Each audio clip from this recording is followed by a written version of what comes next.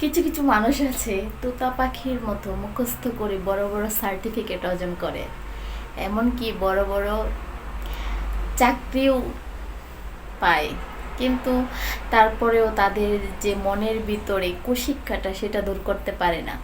তাদের যে অন্তরে, তাদের মনে যে কুশিক্ষা, তাদের যে একটা ভিতরে একটা মানুষের জন্য নির্দিষ্ট জায়গা বা স্থান, কোনটা করলে কি হবে বা কোনটা ভালো মন্দ সেটা বোঝার ক্ষমতা তাদের থাকে না।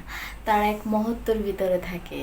তারা থাকেন যে তাদের জীবনে তারা অনেক কিছু পেয়ে গেছে, কিন্তু বড় বড় সার্টিফিকেট আর বড় বড় চাকরি অর্জন করলেই যে জ্ঞানী বা ভালো শিক্ষার অধিকারী হয়ে গেছে এমন কিন্তু নয়।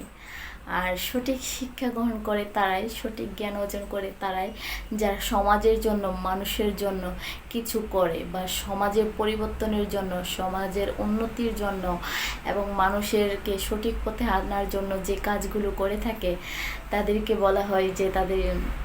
বলা হয় যে শিক্ষা বা জ্ঞানী গুণী মানুষ।